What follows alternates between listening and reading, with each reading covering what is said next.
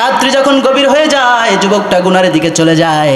আমি ওই যুবকরে প্রশ্ন করি, ওই যুবক, কাল কিয়ামতের ময়দানে রব্বুল আলামিন তো প্রত্যেকটা জিনিস সম্পর্কে তোমাকে জবাবদিহি করবে। রাতের বেলায় কোন মেয়ের সাথে দেখা করছো, রাতের বেলায় কোন নায়িকার সাথে দেখা করছো, রাতের বেলায় কোন ভাবির সাথে দেখা করছো, রাতের বেলায় কোন খালার সাথে দেখা করছো, রাতের বেলায় কোন মেয়ের সাথে পরকিয়া করছো, কোন বউয়ের সাথে পরকিয়া করছো, কোন পর্নোগ্রাফি দেখে হস্তমৈথুন করে তোমার সবচাইতে মূল্যবান যৌবনটা তুমি নষ্ট করেছো। আল্লাহ রাব্বুল আলামিন কাল কিয়ামতের ময়দানে জবাবদিহি করবে কি করবে না? আল্লাহ রাব্বুল আলামিন কোরআনে বলেন, ফামাই ইয়ামাল মিসকালা যাররাতিন শাররা ইয়ারা, গোপনে নিভৃতে বান্দা যদি যাররা পরিমাণ কোনো গুনাহের কাজ করে, যাররা পরিমাণ যদি ভালো কাজ করে, সেই পরিমাণ আমল যিনি আল্লাহর কাছে উঠাবেন তিনি কে? আপনি যদি কোনো ভালো আমল করেন সেটা উঠাবেন কে? আবার যদি খারাপ আমল করেন সেটা উঠাবেন কে? কথা বলেন। রাত্রি গভীর হয়ে যায়, মানুষ ঘুমিয়ে যায়, পরিবার ঘুমিয়ে যায়, বাবা ঘুমিয়ে যায়, মা ঘুমিয়ে যায়, আত্মীয় স্বজন ঘুমিয়ে যায়, কিন্তু যুবকটা ঘরের মধ্যে কি করে? ঘরের মধ্যে মোবাইল চালায়। শীতের রাত্রের মধ্যে কম্বলের নিচের মধ্যে যুবকটা কি করে, কার সাথে কথা বলে, সেগুলো সম্পর্কে একজন জানেন, তিনি কে? ইন্নাল্লাহ খাবীরুম বিমা তা'মালুন।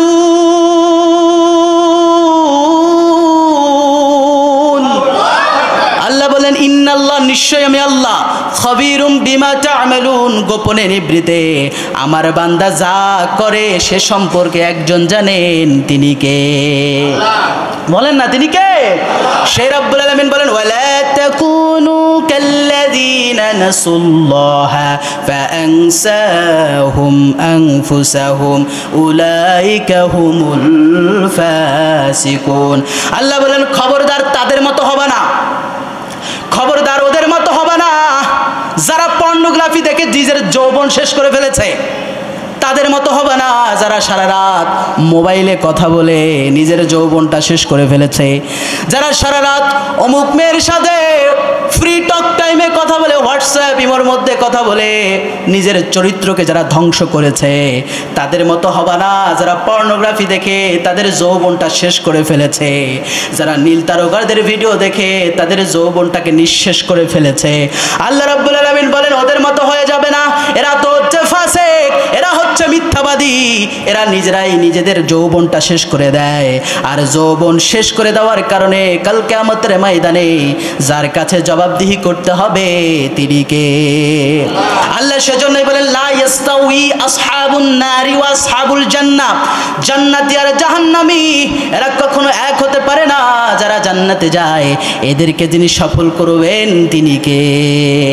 আসহাবুল জান্নাতি হুমুল ফাইজুন।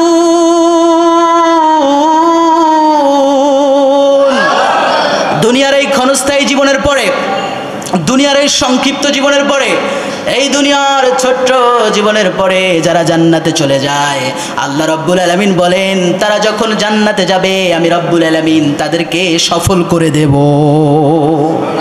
বলেন না সুবহানাল্লাহ। এই সফলতা আমরা পেতে চাই কি চাই না? যারা বলেন না, চাই কি চাই না? তাহলে সফলতা হলে বিবাহ বহির্ভূত কোনো কাজ করা যাবে না, পর্দাটাকে মেনটেন করতে হবে, মনে রাখতে হবে নামাজ পড়া যেমন ফরজ, রোজা রাখা যেমন ফরজ, যাকাত দেওয়া যেমন ফরজ, পর্দা করাও ফরজ করে দিয়েছেন কে? আল্লাহ বলেন, মুমিনেরা তোমরা তোমাদের চক্ষুকে নিম্নগামী করো। আল্লাহ প্রথমে বলেন এই মেয়েরা নিম্নগামী করো, আল্লাহ বলেন মুমিন পুরুষেরা। অতএব আমরা যারা এখানে পুরুষেরা আছি আমাদের চক্ষুকে নিম্নগামী করতে হবে। কোনো বেগানা নারীর দিকে কি তাকানো যাবে? বলেন, একটা রাস্তার মধ্যে দিয়ে সুন্দর একটা মেয়ে হেঁটে যায়, তার দিকে কি তাকানো যাবে? তাকানো যাবে না। আল্লাহ রাব্বুল আলামিন নিষেধ করে দিয়েছে, মুমিনেরা তোমরা তোমাদের চক্ষুকে নিম্নগামী করো। কারণ এই চোখ হতে যত জেনা হয়ে যায়, এই চোখ হতে যত পাপ হয়ে যায়, এই চোখ হতে যত অন্যায় হয়ে যায়, জেনা হয়ে যায়, এই জেনা কি আমাদের করা যাবে? পুরুষের পর্দা হচ্ছে চোখের পর্দা, এই চোখকে নিম্নগামী করতে হবে। কেউ যদি রাস্তায় খালি গায়েও যায়, পুরুষ কি তাকাতে পারবে? বলেন পারবে? কারণ আল্লাহ বলেছে চক্ষু নিম্নগামী করতে হবে। সাইয়েদনা আলী রাদিয়াল্লাহু তাআলা আনহু বিশ্বনবীরে বললেন, নবী গো, আমরা কি যদি ভুল ভবিষ্যতে একবার কারো দিকে নজর চলে যায় সেটা কি পাপ হবে? বিশ্বনবী বললেন, যদি কারো দিকে একবার ভুলে নজর চলে যায় সাথে সাথেই চোখটা নিম্নগামী করবা। একবার যদি ভুলে চলে যায় সেটা পাপ হবে না, কিন্তু দ্বিতীয়বার ঘুরে তাকাইলে পাপ আছে না নাই? বলেন। কিন্তু আমরা দ্বিতীয়বার যারা তাকায় এদের সাথে ইসলামের কোনো সম্পর্ক থাকতে পারে? বলেন, পারে? যেই যুবকটা আল্লাহর ভয়ে, যেই যুবকটা রবের ভয়ে, যেই যুবকটা আল্লাহর ভয়ে ওই সুন্দর মেয়ের দিকে না তাকিয়ে চক্ষুটা নিম্নগামী করবে, চক্ষুটাকে অন্যদিকে সরাইয়া দিবে, তার হৃদয়ের মধ্যে রব্বুল আলামিন এত বেশি প্রশান্তি দিবে, 1000 কোটি টাকা দিয়েও সেই প্রশান্তি কিনতে পাওয়া যাবে না। ঠিক না? একবার একটা সুন্দর মেয়ের দিকে না তাকাইয়া নিচের দিকে তাকান, ওই মেয়েটা যখন চলে যাবে আল্লাহ রাব্বুল আলামিন আপনার হৃদয়ের ডিপ্রেশন, আপনার হৃদয়ের যত চিন্তা চেতনা সব দূর করে দিয়ে আপনার হৃদয়টাকে রব্বুল আলামিন শান্তিতে ভরপুর করে দিবে।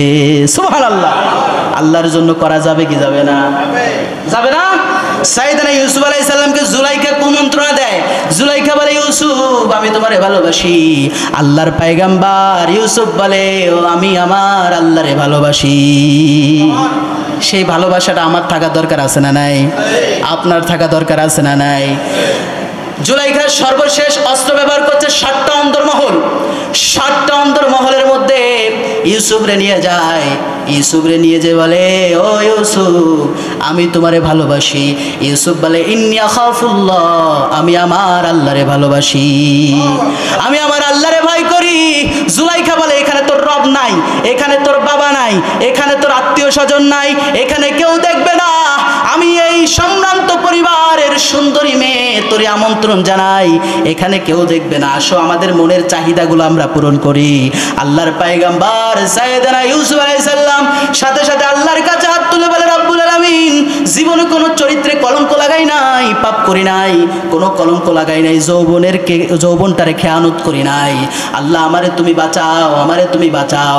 আল্লাহর পয়গম্বর সাইয়েদনা ইউসুফ যখন আল্লাহর কাছে এভাবে দোয়া করে, আল্লাহ বলেন, ও জিব্রাইল তাড়াতাড়ি আমার পয়গম্বর আমার বন্ধুর কাছে চলে যা, আমার বন্ধুরে যে বল 7টা অন্দরমহলের 7টা দরজার দিকে দৌড় দিতে, এক এক করে সব দরজা আমি রপ্তারে খুলে দেব।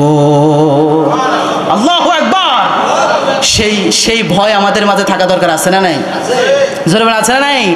এজন্য বিষ্ণু বলেন, কোন যুবক যদি পাপ থেকে বাঁচার জন্য, কোন যুবক যদি পরকিয়া থেকে বাঁচার জন্য, কোন যুবক যদি অশ্লীলতা থেকে বাঁচার জন্য আল্লাহর কাছে সাহায্য চায়, আল্লাহ রাব্বুল আলামিন ওই যুবককে সাহায্য করা আল্লাহর পক্ষ থেকে ফরজ হয়ে যায়, ফরজ হয়ে যায়। আপনি যদি আপনার বিয়ে না হলে যদি আল্লাহরে বলেন, আল্লাহ আমার বিয়ের ব্যবস্থা করে দেন, কারণ আমি এই বিয়ের কারণে গুনায় জড়িয়ে যাচ্ছি, এই বিয়ের কারণে অশ্লীলতায় ডুবে যাচ্ছি, এই বিয়ের কারণে আমি পাপাচারে ডুবে যাচ্ছি।